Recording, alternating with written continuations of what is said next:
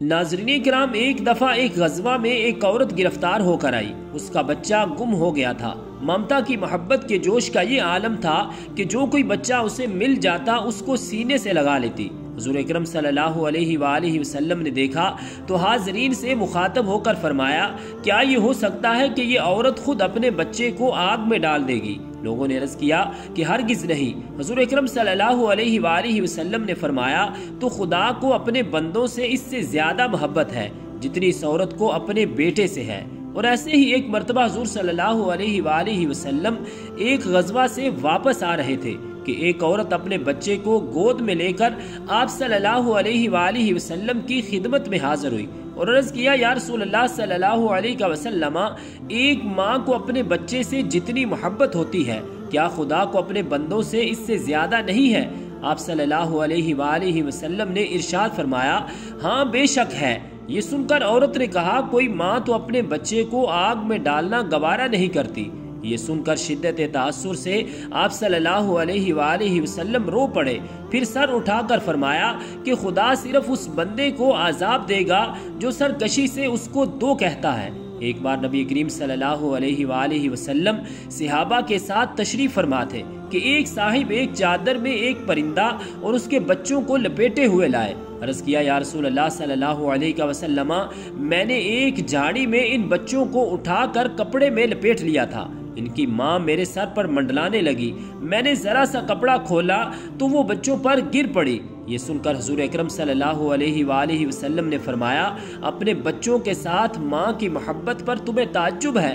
قسم ہے اس ذات کی جس نے مجھے حق کے ساتھ مبعوث کیا، جو محبت اس ماں کو اپنے بچوں کے ساتھ ہے، خدا کو اپنے بندوں کے ساتھ اس سے بدرجہ ہاں زیادہ محبت ہے۔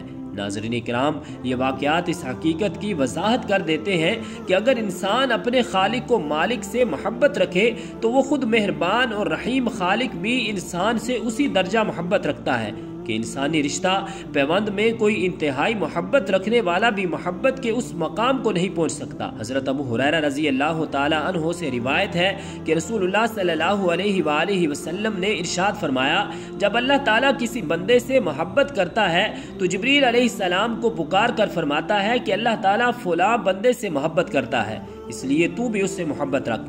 چنانچہ حضرت جبریل علیہ السلام اس سے محبت کرنے لگتے ہیں اور اہل اسمان میں اعلان کرتے ہوئے کہتے ہیں کہ اللہ تعالیٰ فلاں شخص سے محبت کرتا ہے، اس لیے تم سب بھی اس سے محبت کرو۔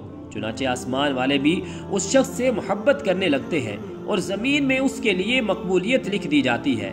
صحیح مسلم کی روایت میں ہے کہ رسول اللہ صلی اللہ علیہ وآلہ وسلم نے فرمایا، اللہ جب کسی بندے سے محبت کرتا ہے تو حضرت جبریل علیہ السلام کو بلاتا ہے اور فرماتا ہے کہ میں فلاں سے محبت کرتا ہوں، تم بھی اس سے محبت کرو۔ چنانچہ جبریل علیہ السلام اس سے محبت کرنے لگتے ہیں اور آسمان میں اعلان کرتے ہوئے کہتے ہیں کہ اللہ تعالیٰ فلاں سے محبت کرتا ہے، تم بھی اس سے محبت کرو۔ چنانچہ آسمان والے بھی اس سے محبت کرنے لگتے ہیں، پھر اس کے لیے زمین میں مقبولیت لکھ دی جاتی ہے۔ اور جب اللہ تعالیٰ کسی بندے سے ناراض ہوتا ہے تو جبریل علیہ السلام کو بلا کر کہتا ہے کہ میں فلاں سے نفرت کرتا ہوں، تم بھی اس سے نفرت کرو۔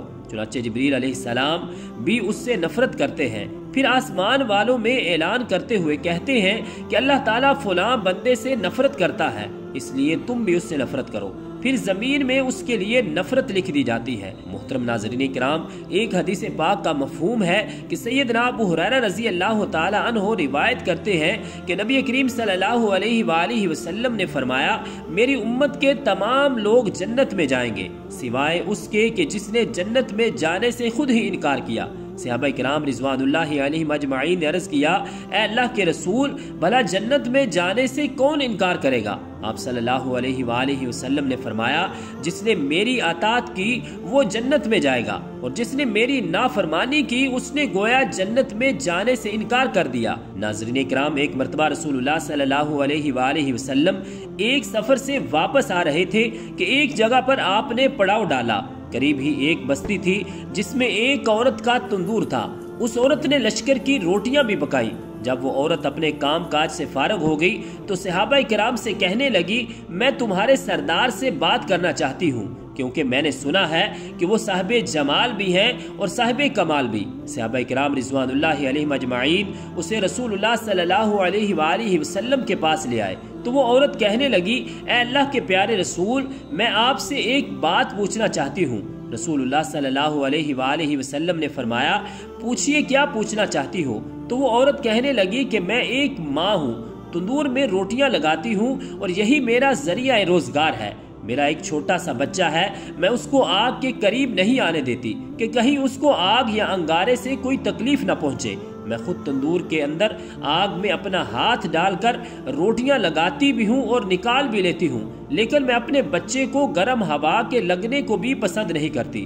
تو میں نے سنا تھا کہ ساری دنیا کی ماؤں کی محبتوں کو جمع کر دیا جائے تو اس سے 70 گنا زیادہ بندوں سے اللہ پاک محبت کرتا ہے، تو اللہ پاک اپنے بندے کا جہنم میں جانا کیسے پسند فرمائے گا؟ نبی کریم صلی اللہ علیہ وآلہ وسلم نے یہ بات سن کر سر جھکایا، مبارک آنکھوں میں آنسو آنے لگے۔ آپ صلی اللہ علیہ وآلہ وسلم روتے رہے حتیٰ کہ جبریل علیہ السلام اللہ کا پیغام لے کر آئے کہ اے میرے محبوب، اس عورت کو بتا دے کہ اللہ نے ان پر ظلم نہیں کیا، انہوں نے اپنی جانوں پر خود ظلم کیا ہے۔ اللہ تعالیٰ تو چاہتا ہے کہ میرا بندہ مجھ سے جو مانگے میں اس کو عطا کر دوں، لیکن بات یہ ہے کہ لوگ توبہ نہیں کرتے، توبہ کی طرف آتے ہی نہیں، بلکہ رب کی ماننے کی بجائے شیطان کی مانتے پھرتے ہیں اور توبہ کو ضائع کرتے ہیں، بھول جاتے ہیں کہ انہوں نے اپنے پاؤں پر خود کلہاڑی ماری ہے، کیونکہ اللہ تعالیٰ تو چاہتا ہے کہ یہ جہنم اور اس کی آگ سے بچ جائیں، لیکن یہ تو اپنے عمل کی وجہ ہی سے جہنم میں جائیں گے۔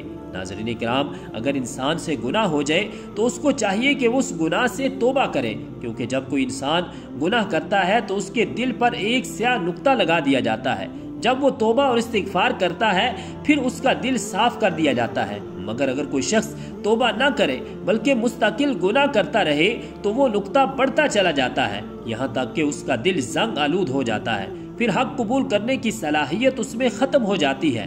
لہٰذا جب بھی ہم سے کوئی گناہ ہو جائے تو ہمیں فوراً توبہ کر کے دل کو زنگ آلود ہونے سے بچانا چاہیے۔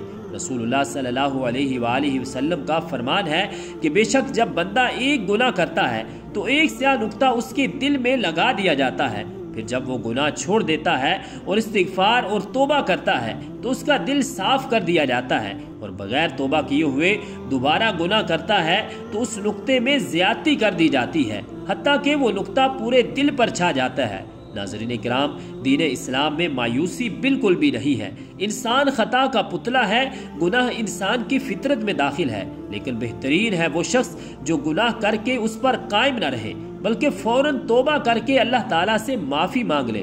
نبی کریم صلی اللہ علیہ وآلہ وسلم نے ارشاد فرمایا، ہر بنی آدم بہت زیادہ خطا کار ہے، لیکن اللہ تعالیٰ کے نزدیک بہترین خطا کار وہ ہے، بہترین گناہ گار وہ ہے جو کثرت سے توبہ کرنے والا ہو۔ نبی کریم صلی اللہ علیہ وآلہ وسلم نے فرمایا، گناہ سے صدقے دل سے توبہ کرنے والا اس شخص کی طرح پاک و صاف ہو جاتا ہے جس نے کوئی گناہ کیا ہی نہ ہو۔ تو رب ذوالجلال ہم سب کو اپنے گناہوں سے سچے دل کے ساتھ توبہ کرنے کی توفیق اور ہمت عطا فرمائے، آمین، بجاہ النبی الکریم الامین۔